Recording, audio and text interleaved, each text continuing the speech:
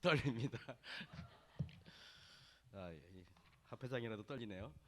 오늘 제가 다니엘서를 파워포인트를 준비했습니다. 제가 거의 뭐 파워포인트를 어저께 94컷이나 밤새도록 준비했습니다. 준비해가지고 이게 그림이 아니면 성도님들이 이해하기 쉽지 않겠다 싶어서 준비를 했습니다. 우리가 오늘 다니엘 2장 3장이라고 그랬는데 3장까지 가려니까 너무 시간이 안 돼서 2장만 오늘 좀 말씀을 드리도록 하겠습니다. 여러분 우리 다니엘 2장을 같이 펴시고요. 우리 성경을 펴시고 이렇게 좀 성경 따라서 이렇게 가도록 하겠습니다. 이 사람이 지금 자기가 건설한 이 바벨론을 보면서 가슴이 흐뭇하게 서 있는 저 왕이 바로 느부갓네살 왕입니다. 여러분 느부갓네살 왕은 성경에만 나오는 인물이 아니라 실제로 역사에 나오는 인물이고요.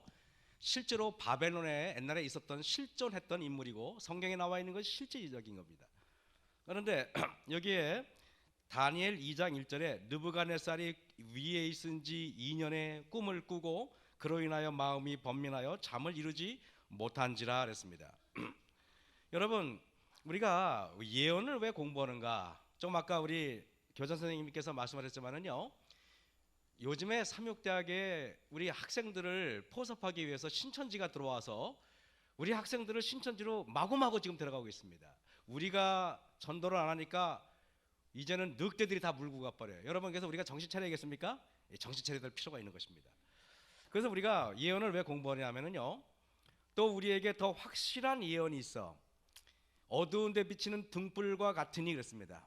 우리가 이 세상에 칠흑같이 어두울 때 우리 이 세상의 진리의 빛으로 환하게 비칠 수 있는 가장 효과적인 공부가 뭐냐? 예언입니다. 여기 보니까 예언, 더 확실한 예언이 있어. 예언이 뭔가? 어두운 데 비치는 등불이 예언입니다. 그 날이 새어 샛별이 너희 마음에 떠오르기까지 너희가 이것을 주의하는 것이 가하니라 그랬습니다. 그렇기 때문에 뭘 주의하라고요? 예언을 주의하라는 말씀입니다.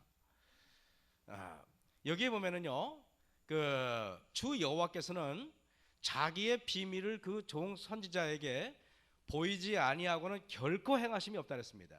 다시 말하면 하나님께서는요, 세상에 일어날 일들을 미리 하나님의 말씀을 선지자를 통하여 세상 사람들에게 보여준 다음에 일을 하지 예고 없이 하는 법은 없다는 말씀인 것입니다. 그래서 아모스 3장 7절에 주 여호와께서는 자기의 비밀을 그 종 선지자에게 보이지 아니하시고는 결코 행하심이 없다고 말씀하십니다. 여러분 다니엘 12장에 이렇게 말해요. 그가 가로되 다니엘아 갈지어다 대저 이 말은 마지막 때까지 간수하고 봉함할 것이니라 그랬습니다.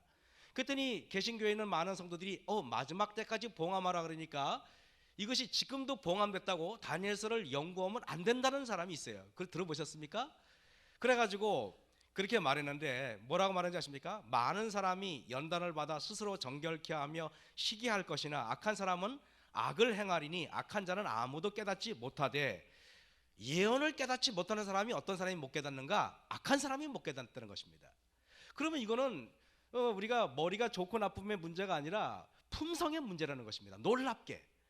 그러면 오직 지혜 있는 자는 깨달으리라. 저는 우리 마석교회 성도님들이 지혜가 있어요. 오늘 5명의 학생이 침례를 받는데 제가 우리 남원주 우리 저기 남원주 교회도 지났고 청량리도 지났고 여러 교회 지났는데 제일 착한 애들이 우리 마석교회 아이들이에요. 그래서 내가 왜 착한가를 봤더니 엄마 아빠가 착하니까 애들도 착해. 그래서 이게 축복입니까 여러분? 진짜예요. 내가 농담 아닙니다 진짜로. 우리 마석교회도 진짜 착해 안 착해요? 세상에서 제일 이쁜 애들이에요. 오늘 침례 받습니다. 여러분은 그래서 침례 받을 때 격려해 주시기 바랍니다. 이 설교 밖에서 내려가면 안 되는데. 그래서 보겠습니다. 여기 보면은 이게 임봉하라고 하는데 계시록은 뭐라고 말했냐면 또 내게 말하되 이 책에 예언의 말씀, 다니엘도 예언의 말씀 맞습니까? 예언의 말씀을 임봉하라 그랬어요? 임봉하지 말라 그랬어요? 임봉하지 마라. 명령입니다. 임봉하지 마라. 이럴 줄 알고 임봉하지 마라 그랬습니다. 여러분 이 예언의 말씀을 읽는 자와 듣는 자들과 그 가운데 기록하는 것을 지키는 자들이 복이 있어요. 다시 말하면 예언을 공부를 안 하면은 그 복을 내가 빼앗기는 것이고 예언을 공부하면은 그 예언은 바로 여러분 것입니다. 그래서 우리 성도 여러분은 복을 많이 받으시길 간절히 바랍니다. 그래서 여러분 보세요. 하나님께서 보면은 여기 요한복음 13장 19절에 이런 말이 있어요. 지금부터 일이 이루기 전에 너희에게 이름은 일이 이룰 때에, 다시 말하면 예언한 것이 이룰 때에 내가 그인 줄 너희로 믿게 하려 함이니라. 예언을 공부하면 또 어떤 축복이 있느냐? 예언을 공부하면은 하나님께서 바로 예언하신 그 예수님이 바로 그분이구나를 안다는 것입니다.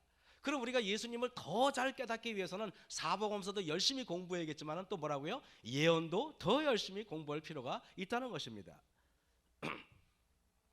여러분, 이게 이제 옛날 성경인데, 이 두루마리 성경이에요. 이게 옛날 오리지널 성경입니다. 이게 오리지널인데, 여기 보면은 여러분 이제 그 느부갓네살에, 여기 이제 이렇게 보면은 이제 다니엘 2장 1절에 느부갓네살이 위에 있은 지 2년에 꿈을 꾸고 그로 인하여 마음이 번민하여 잠을 이루지 못한지라. 2장 1절이죠.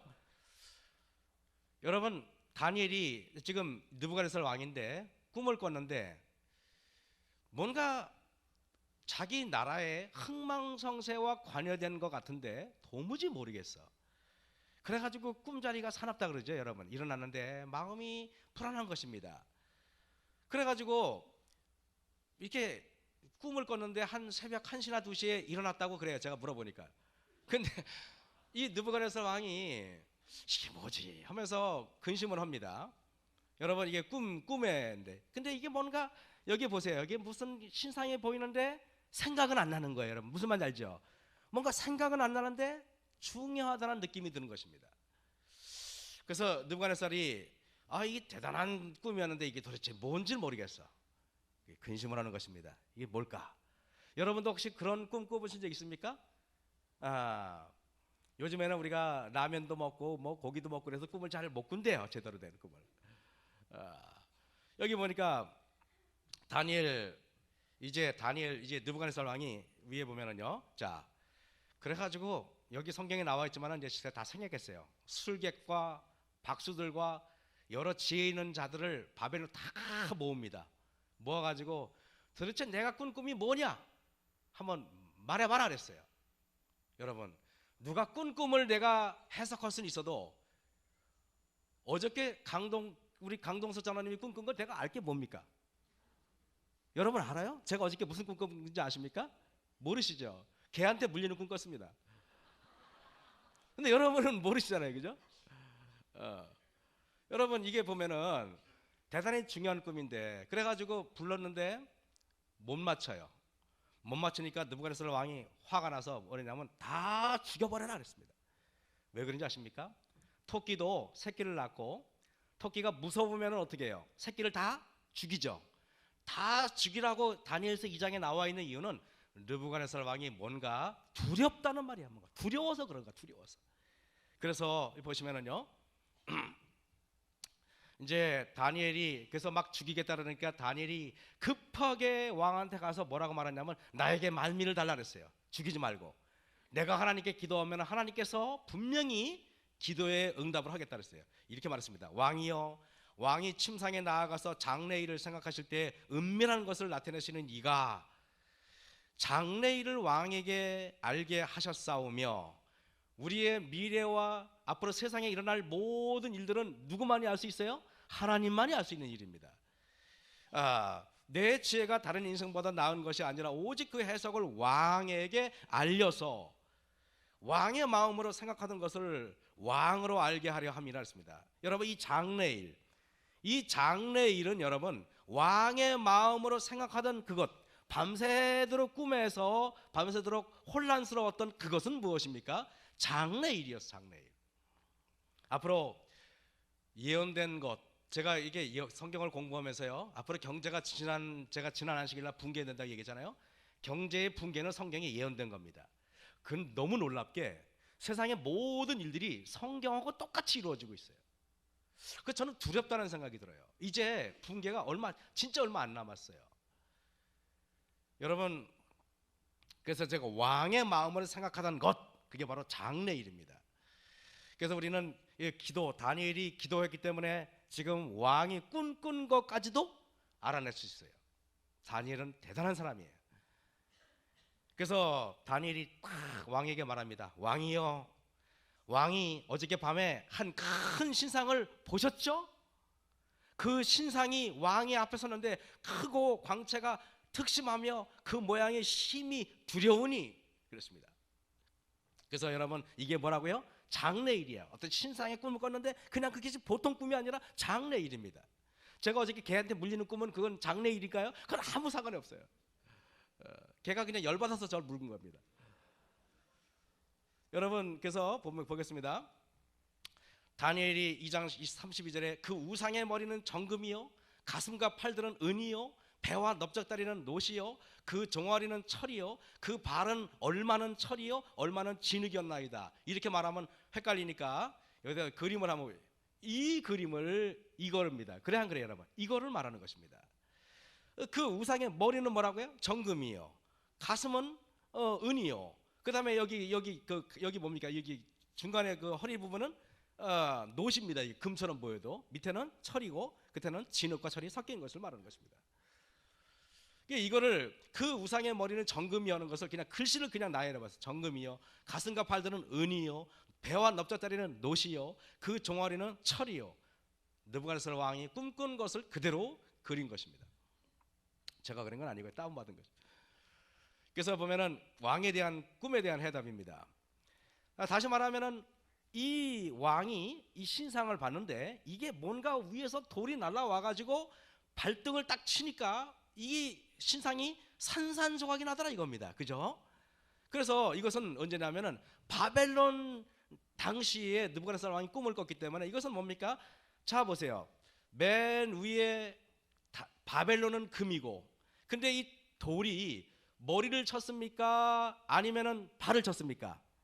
발. 그렇다면 여러분, 바벨론 시대에 하나님 예수님이 재림한다는 말입니까? 아니면 여기 가슴 시대에 온다는 말입니까? 아니면 허리 시대에 온다는 말입니까? 아니면 다리 시대에 온다는 말입니까? 아니면 여기 발가락 시대에 온다는 말입니까? 그렇죠. 그래서 예수님은 바벨론 시대에 재림하지 않고 메데페르 시대에 재림하지 않고 또 뭡니까? 이 로마 시대에 재림하지 않고 바로 우리 시대에 재림하시도록 되어 있다는 것입니다. 예언되어 있어요. 그러면 여러분 보세요. 그 꿈의 해석이 이러한즉 내가 이제 그 해석을 왕 앞에 진술하리이다. 왕은 곧 그 금머리이다. 느부갓네살 왕은 어느 나라 왕입니까? 제가 물어볼게요. 1. 독일 왕, 2. 일본 왕, 3. 바벨론 왕. 몇 번입니까? 제가 문제에서 틀려본 적이 없어요. 훌륭하십니다. 바벨론 왕입니다. 여러분 보세요. 이게 보면은 금으로 되어 있어요. 그죠? 그러니까 뭐냐면은 그 꿈은 이러한즉 내가 이제 그 해석을 왕 앞에 진술하리니 왕은 곧 금머리이다. 왕은 곧 금머리예요. 여기 보시면은요. 이제 이렇습니다. 이게 이제 아까 우리가 본 그 신상인데요. 신상인데 왕은 금머리예요. 근데 그 왕은 어느 나라 왕이에요? 예, 바벨론 왕입니다. 바벨론 왕인데 이 바벨론은 여러분 605년부터 시작됩니다. 그 나라가 605년부터 시작하는데 이 바벨론은 나중에 다니엘 7장에 보면은 똑같은 내용이 또 나오는데 사자, 어깨에 뭐라고요? 허리, 어깨에 날개 달린 사자와 똑같이 2번 예언이 돼 있어. 2번. 다니엘 신상은 다니엘 2장이고 그러면 여러분 이렇게 사자가 어깨 달린 건 뭐냐고 다니엘 7장에 나와 있어요. 다니엘 7장은 오늘 맛배기만 제가 이렇게 보여드리는 것입니다. 여러분, 근데 고대 역사가 유명한 헤로도터스라는 사람이 느부갓네살이 죽은 지 1세기 후에 바벨론을 방문했는데 그때까지 많은 금이 남아있는 것을 발견하였다. 신전, 제단, 사당 등 모든 것이 귀중한 금으로 입혀져 있었다. 다니엘은 금이 얼마나 이 바벨론은 풍부한지 진짜 금나라에 걸맞게 역사가들이 말하길 바벨론은 아이들이 놀 때도 금으로 가지고 공깃돌을 삼았다 그랬습니다. 금으로 가지고. 뭐 저거 비슷한 것 같아. 저도 뭐 금이 많은데 바벨론이 금이 많았습니다. 여기 보세요. 오늘날 바벨론은 오늘날 맨하탄이에요. 세계 중심이었습니다. 바벨론은 여기 보시면은요 얼마나 그 당시 문명이 화려했는지 몰라요.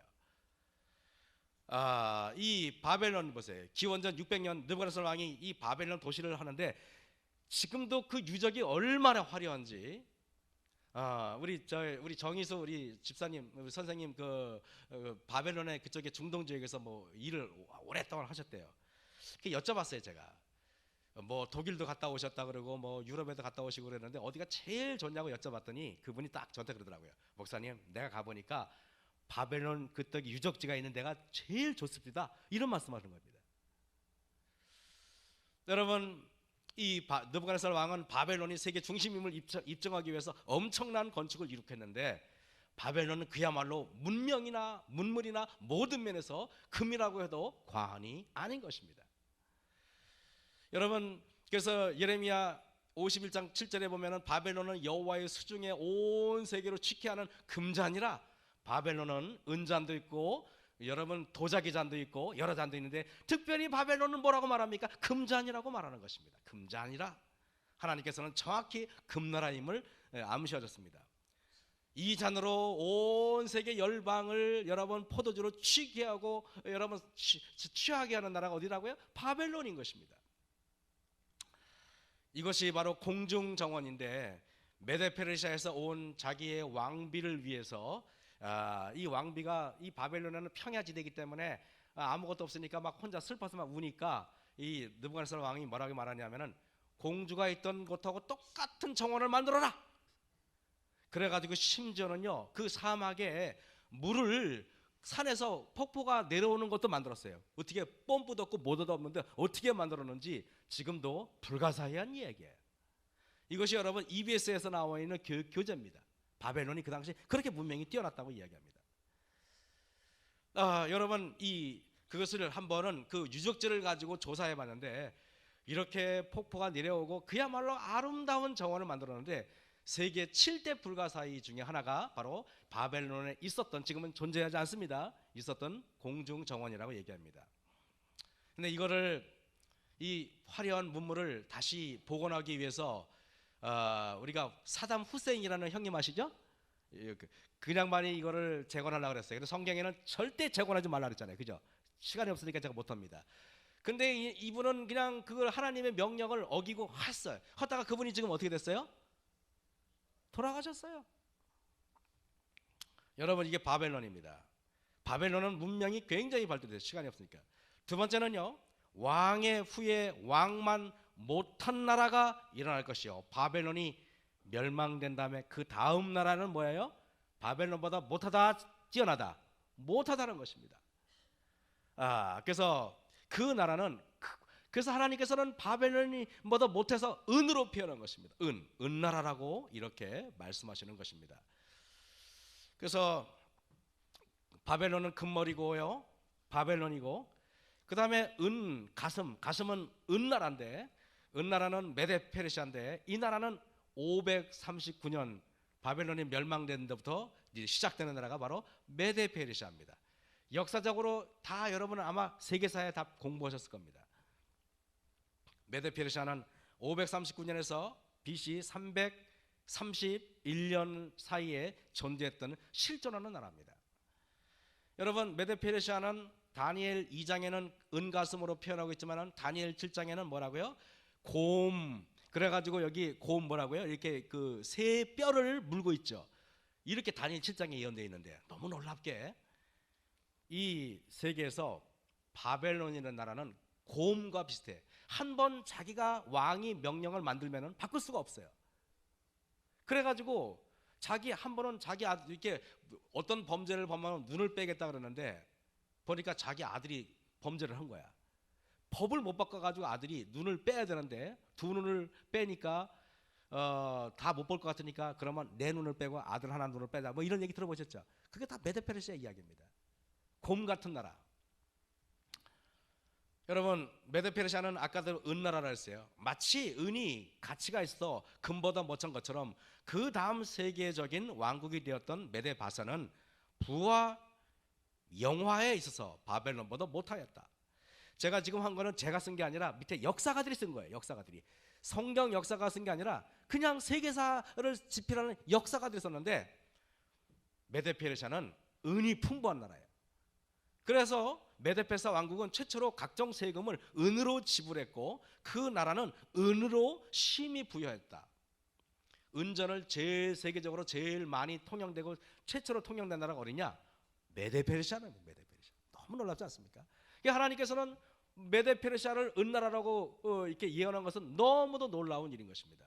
메데페르시아의 이 통치 영역인 것입니다. 이래요. 이게 보면은 지도를 보면은 이것이 메데페르시아의 통치 영역입니다. 그죠? 제가 두 번 이렇게 했어요. 셋째로 또 놋 같은 나라가 일어나서 온 세계를 다스릴 것이요. 처음에는 바벨론은 금이고 메데페르시아는 은입니다. 그 다음에 놋 같은 나라는 이게 바로 이 가슴, 여기 보면 가슴 밑에 이 허리는 놋이에요. 놋. 놋이 다른 말로 뭐라 그러면 말합니까?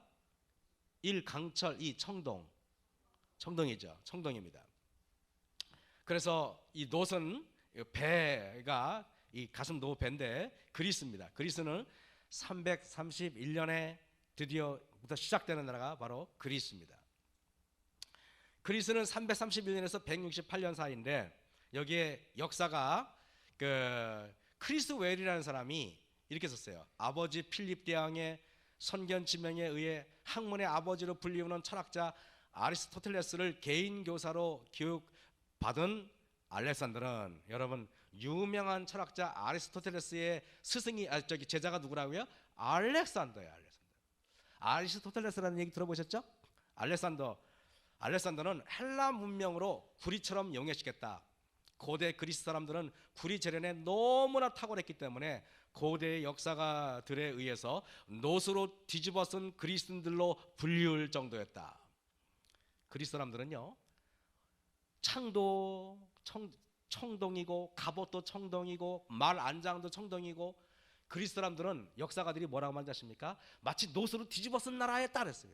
근데 하나님은 이런 나라가 생기기 전에 이미 메데페르시아는 은나라다, 그리고 헬라는 청동나라다, 이렇게 말씀하신 거죠. 하나님이세요.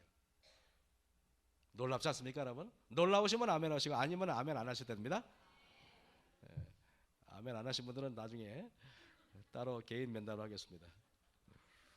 그래서 여러분, 그리스는 여기 청동이고 옆에는 이렇게 이 다니엘 7장에 나와 있는 짐승인데 표범인데 머리가 4개고 날개가 4개, 이렇게 8개 달렸겠죠? 8개인가 4개인가 모르겠네요. 이 나라가 나중에는 알렉산더가 죽은 다음에 4나라로 갈라질 것을 성경에 미리 예언하고 있는 것입니다. 그래서 머리가 4개로 되어 있는 것이에요. 여러분, 이것이 알렉산더입니다. 대단한 왕이에요. 그 엄청난 땅을 순식간에 정복한 나라입니다. 알렉산더는 만인의 영웅이 됐습니다. 알렉산더가 가는 곳마다 여러분 사람들이 환영하죠. 알렉산더는 더 많은 땅을 차지합니다. 더 커졌어요. 그 다음에 알렉산더는 정복한 모든 나라를 헬라의 문화를 심기 위해서 노력했는데, 알렉산더의 헬라 문화가를 아시아 문화와 섞이는 것을 우리는 세계사에 배웠죠. 헬레니즘이다 라고 배웠죠. 바로 그겁니다. 데오드로 마운센의 로마서 역사 제3권입니다. 역사책에 나와 있는 거예요. 세계적에 보면은 주전 168년 6월 22일 알렉산더 사후 144년이 되는 해 드디어 알렉산더 제국은 누구에 의해서 멸망합니까? 로마에 의해서 피드나 전투에서 멸망합니다. 그래서 여러분, 이제 넷째 나라는 이제 알렉산더 다음에 바로 로마가 넷째 나라인데, 강하기가 철 같으니 철은 모든 물건을 부서뜨리고 이기는 것이라 그 나라가 그 문나라를 부서뜨리고 빠을 것이며 그랬습니다. 여러분, 로마는 철나라예요. 근데 로마를 보면은요, 다리예요. 다리인데 다리가 보면은 2다리예요. 이렇게 다리가 2개죠. 이건 뭘 말하냐? 로마는 2나라로 갈라질 것을 하나님은 미리 아신 거예요. 무슨 나라로 갈라졌습니까? 동로마 제국, 서로마 제국으로 갈라질 걸 하나님은 미리 아신 것입니다. 하나님의 선견지명이 놀랍지 않습니까, 여러분? 그래서 철나라는 종아리인데 로마입니다. 그리고 168년에부터 우리가 시작된 나라입니다. 역사가 기본서는 매우 유명한 사람이에요. 이 기본서를 모르는 역사를 관심 있는 분들은 이거 모르시는 분이 없어요. 로마 나라는 공화국의 군대는 전쟁에서 언제나 승리하면서 유브라데스 강과 다뉴브 강, 라인 강을 강과 대양을 향하여 빠르게 진군하여 그 나라들과 왕들을 나타내는 금과 은과 놋과 우상들은 철의 제국 로마에 의해서 연속적으로 깨어졌다. 여러분, 여기 우리가 중요한 말이 뭡니까? 역사가가 말하기를 철의 제국. 성경에는 로마를 어떤 제국이라고 표현했습니까? 철의 제국이에요. 아까 다리는 뭘로 이루어졌다 그랬어요? 철로 이루어졌다 그랬어요. 철의 제국이다. 로마의 전성기 때의 모습이에요. 지금의 유럽은 거의 대부분 다 로마 땅입니다. 철의 제국입니다. 로마의 유적지만 봐도요, 이탈리아 사람들은 로마 제국의 유적지만 가지고도 먹고 살지는 못하겠지. 상당한 수익을 얻습니다. 로마 제국의 이게 콜로세움 경기장인데요, 그 당시 어떻게 3만 명을 수용하는 경기장을 만들었는지 불가사의 일이에요. 여러분, 이거 보세요. 이게 이 로마 제국들이 이게 정복하는 것입니다. 근데 이 로마 제국은요, 예수님이 태어나던 때도 로마 제국입니다. 그리고 우리 예수님을 십자가에 못 박은 때도 로마 제국 시대였어요. 왕께서 그 발과 발가락이 로마 대임 끝난 다음에 얼마나 토기장이요 진흙이요 얼마나 철인 것을 벗었은즉 그 나라가 나누일 것이요 그랬습니다. 여러분, 이제 로마가 멸망된 다음에 발가락이 왼발 오른발 합치면 몇 개죠? 저는 10개인데 여러분 몇 개죠? 여러분도 그렇습니까? 10발가락인데요, 10나라로 나눌 거라고 예언했습니다. 로마는, 여기 앤더슨이라는 사람이 그 다니엘 역사책에 로마는 500년 이상이나 거의 정복되지 않을 것처럼 보였다. 로마의 깃발은 영국의 도서에서 아라비안까지, 북해에서 사마까지, 대서양에서 유브라데 강까지 펄럭였다. 로마의 황제들은 신으로 경배를 받았고 로마의 지배 아래에 있는 모든 나라를 자기들의 정책에서 벗어난 자들을 위해 감옥으로 만들었다. 역사가 아까 기본스, 로마의 힘에 저항하는 일은 죽음을 의미했고 거기서 벗어나기란 불가능했다고 말했습니다. 로마는 대단한 나라였어요. 철처럼 다 부서뜨린 나라였습니다. 그런데 아까 나라가 갈라졌다 그랬죠? 이게 나라가 10나라로 갈라졌는데 이 나라가 바로 요즘에 영국, 프랑스, 독일, 이태리, 스위스, 포르투갈, 스페인, 아프리카 북부, 그리고 세 나라는 망해가지고 세상에 존재하지 않습니다. 여기 보시면은요, 왕께서 철과 진흙이 섞인 것을 보셨은즉, 이 나라는 여러분 철과 진흙이 섞였는데 철과 진흙이 잘 섞이겠어요? 잘 섞이지 않겠어요? 안 섞여요. 그래서 뭐라고 하면 피차에 합할 수가 있어요? 없어요? 합할 수 없다고 하나님께서는 예언합니다. 여러분, 정확히 10나라인데 이 유럽 연합인데 유럽 사람들은 옛날에 로마 제국을 지금도 꿈꿔요. 이걸 한번 합쳐보자. 그래서 여러분, 칼 대자가 한번 했고 못했어요. 루이 16세도 세계를, 유럽을 정복하려고 했지만은 실패했습니다. 그 다음에 여러분, 여기 칼 5세도 여기 보면은 스페인 국왕도 하려고 했지만은 실패했어요. 이분들은 여러 유명하지 않은 분이니까 넘어갑니다. 근데 이분은 여러분 잘 아시죠? 나시야, 나시. 알씨가 아니고 나시야. 나폴레옹입니다. 나폴레옹. 이분도 다리를 접었다 그래요. 제가 듣기로는 다리 접은 사람들이 큰 일을 합니다. 이 보시면은 보세요. 1802 나폴레옹이 뭐라고 말했냐면은 짐의 사전에는 뭐라고요? 불가능이란 없다 그랬어요. 근데 이 사람이 유럽을 정복해 가지고 유럽을 그냥 한 개로 통일하려고 했었는데 승승장구했습니다. 모든 것이 끝날 것처럼 보였어요. 근데 1815년 6월 18일 워털루 전쟁이라고 있어요. 아바라는 가수가 이 노래를 불렀습니다. 워털루라는 노래. 이 전쟁에서 영국의 장군하고 이 나폴레옹 붙었는데 당연히 나폴레옹이 이길 줄 알았어요. 전력이나 군대의 모든 면에서 나폴레옹이 압도적으로 강했습니다. 이날은 여러분 날씨가 매우 좋은 날씨였는데, 그런데 갑자기 먹구름이 끼더니 비가 막 내리기 시작하는 거예요. 갑자기. 그러더니 땅이 갑자기 진창이 되더니 여러분, 이 대포를 실은 마차가 수렁에서 움직이질 못하는 거예요. 그리고 또 대포가 여러분 옛날에는 이렇게 비를 맞으면은 화약이 젖어가지고 불이 안 붙어지는 거야. 그래가지고 나폴레옹이 누구 때문에 졌는가? 영국에게 진 게 아니라 날씨에 졌어요. 날씨. 그래서 여러분 여기에 빅토르 위고라는 사람, 유명한 레미제라블이 쓰고 유명한 사람 알죠? 빅토르 위고. 이 사람이 뭐라고 말했냐면은 나폴레옹이 친 거는 천둥 번개를 동반한 비는 하나님의 계획이었다 그랬습니다. 왜냐하면은 유럽은 피차 합하지 못하리라는 하나님의 예언이 있었기 때문에 피차 합하면 안 되는 것입니다. 그래서 천둥 동반한 번개를 동반한 비는 하나님의 계획이었다. 저는 이 작가들이 이 말을 쓸 때 저는 아주 전율했어요. 어떻게 이렇게 정확히 할까? 이 엄청난 세력을 꺾은 것은 토마스 아놀드라는 사람이 근대사에 나와 있는 이야기인데요. 주요 적대 세력은 누구였는가? 누가 그를 지지하고 저항하며 넘어뜨렸는가? 그 누구도 그 무엇도 아니다. 하나님이 분명히 직접 개입하셨다. 세계 역사를 여러분 좌지우지하는 하나님의 개입이 있었기 때문에 이랬던 것입니다. 나는 전능하신 하나님을 감당할 수 없었다. 나폴레옹이 말합니다.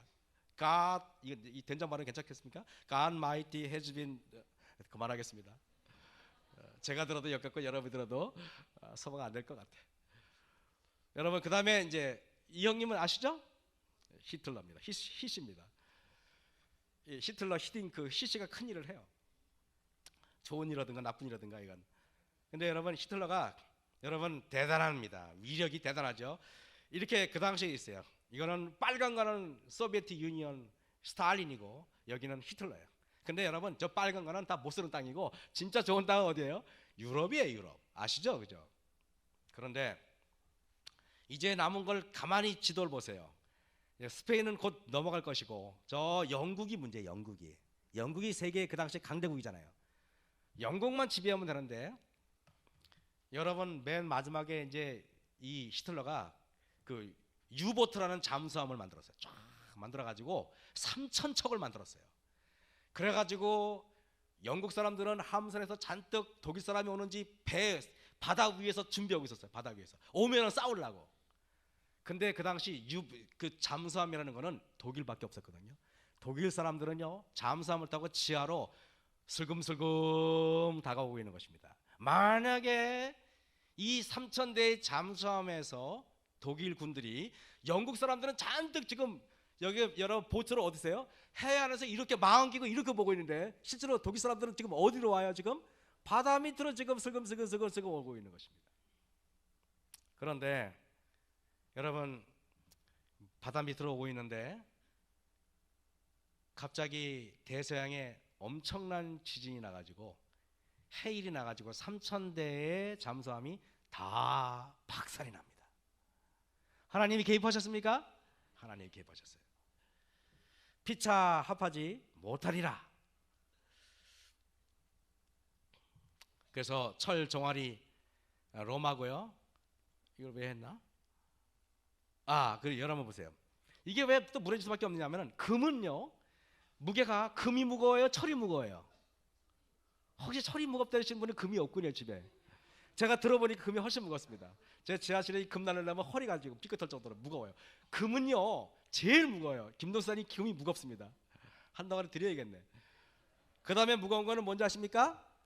은이 무거워요. 이게 비중이라 그래가지고 물을 10으로 놨을 때 금은 물보다 뭐라고요? 2배가 무겁다는 말이에요. 비중이라 그래요. 비중. 그 다음에 여러분 청동은 여기 청동은 또 은보다는 또 가벼워요. 그리고 보면 철은요 또 가벼운 거야. 아니 물을 일로 놨을 건가? 제가 모르겠네. 물을 일로 놨을 거야. 알아서 하세요. 어쨌든 금이 무겁다. 그 무겁고 이렇게 한다는 말입니다.